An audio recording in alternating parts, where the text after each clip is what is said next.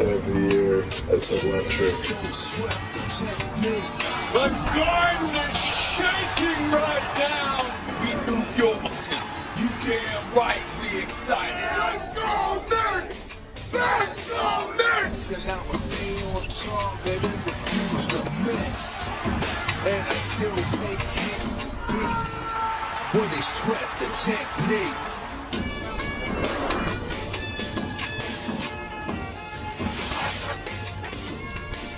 The Knicks have dominated this postseason, beating teams by an average of over 19 points per game, the highest entering the NBA Finals in history. Their 11 10-point wins are also the most prior to the finals.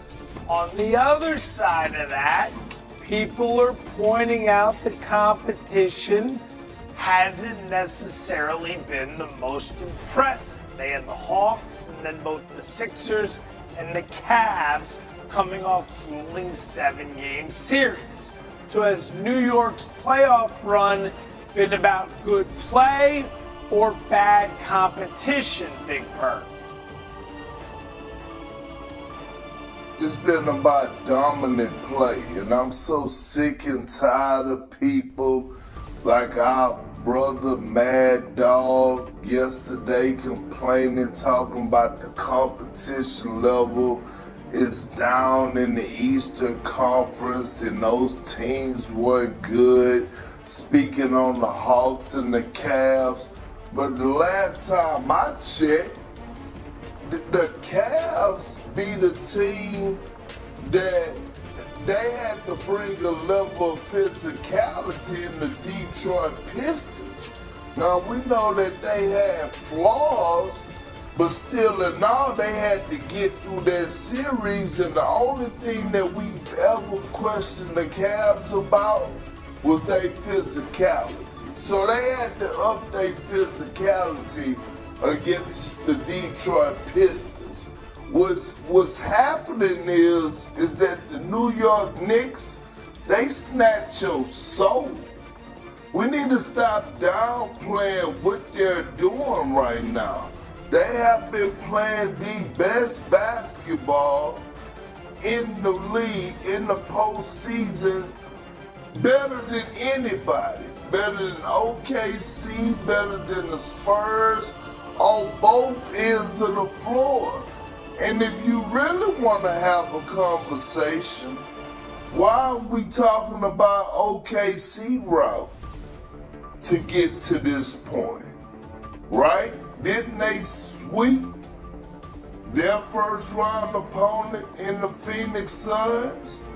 Didn't they sweep a 41-year-old senior citizen LeBron James and the Los Angeles Lakers? We're not sitting up here downplaying that. So why we go downplay what the Knicks are doing and how they're dominating and how they're smoking people? Let's talk about that. They're not just winning games, they're beating the brakes off of people. That's a dominating performances of what we're seeing right now. So if we're gonna keep that energy for the Knicks, let's keep that energy for the Thunder in their first two round series that they went 8-0 in.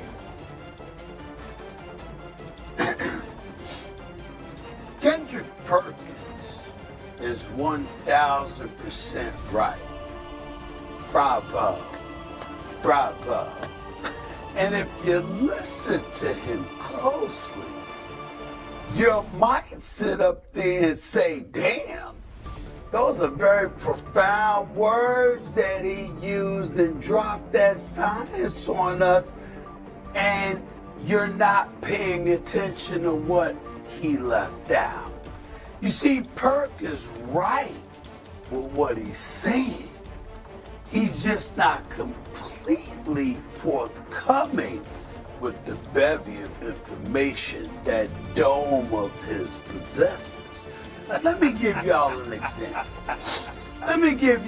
example. All right. So he is absolutely right about the path to prosperity that the Oklahoma City Thunder has taken, and sweeping the Phoenix Suns and sweeping the Los Angeles Lakers, who, by the way, were without Luka Doncic, and Austin Reeves returned after a game or two because of that oblique injury. He didn't add the Spurs in a route that they took, where they took out Portland, who was considered the worst of the 16-team playoff fields, arguably in some people's eyes.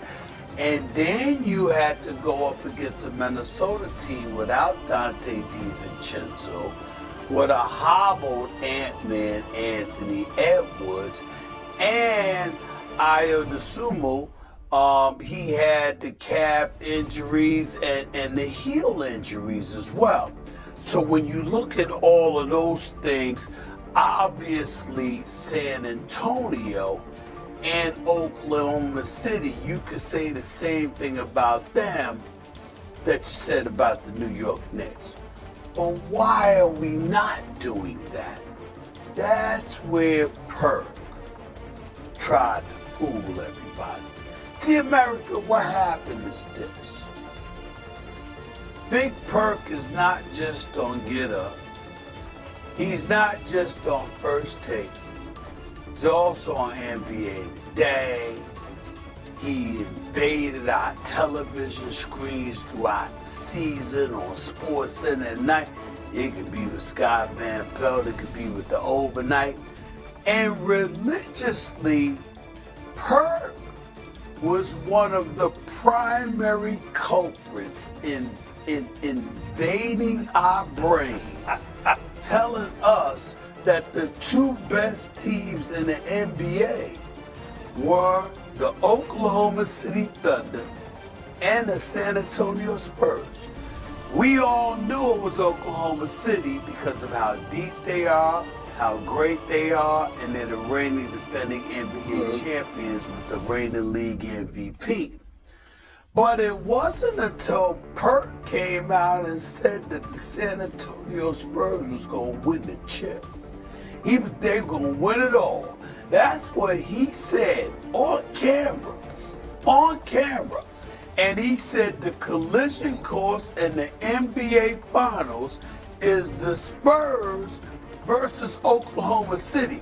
So it's real nice that now that he sees Spike Lee with the orange and blue, and now that he sees his boy Tracy Morgan with the orange and blue, and now that we see Ben Stiller with the orange and blue, and Chris Rock and the rest of the crew, and they right down the block in New York City, and he's feeling that New York vibe, that Perk will sit up here and act like, I don't know what the hell y'all talking about. But he is the one. He is the one, Joe Fortball, that put all of that stuff in our head about don't even look at the East. It's all about OKC and San Antonio. And we have proof on camera where the man said San Antonio gonna win the chip before switching back and saying it was gonna be Oklahoma City, and now he's saying the New York Knicks have a chance. Now he ain't wrong. He's right with everything he said, ladies. But you know what it is? I'm not gonna even fault my big bro Perk, my little big bro. You know why I'm not gonna fault him, Joe Fortball? Why is that? Because Big Perk, that's my little brother right there. That's my little big brother right there. The only person I love more than him is the queen herself, Vanity, and of course, little Mr. Carter, his little son. I love that boy. You understand? But I'm gonna say this out of love and affection for my man Perk. Don't judge him harshly, y'all. Don't judge him harshly. He has been touched by Stephen A. It's fluid. It's fluid. And that's what this is all about. It's fluid. And I get it. Hey, I get it. you know the best thing. You know the best. You know I can't stand you. I love you, bro, but I can't stand you. Hey, you know the best thing. You know the best thing about these playoffs, though. Seriously, is that they proven a lot of people wrong. And that's the great part about the playoffs, right? A lot of people, because S.A., while we sitting up here bringing up what I said and what I went back on, it was a lot of non-believers out there in the San Antonio Spurs, period. A lot of people didn't believe that San Antonio could get to the conference finals. All I kept hearing is the lack of experience, the lack of experience. If they happen to face the Denver Nuggets, they will lose. The Denver Nuggets are out. So, I mean, I get it. Pick a series, that's like gambling or placing a bet. Damn it, you don't know what's going to happen. But what I do know is this. I know when I'm watching the game and I see a team hit their stride. I know when I'm watching the game and I see a team have that spirit and that it factor.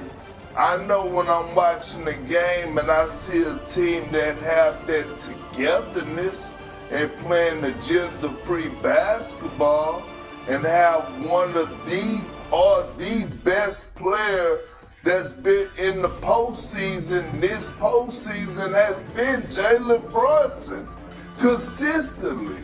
So when I see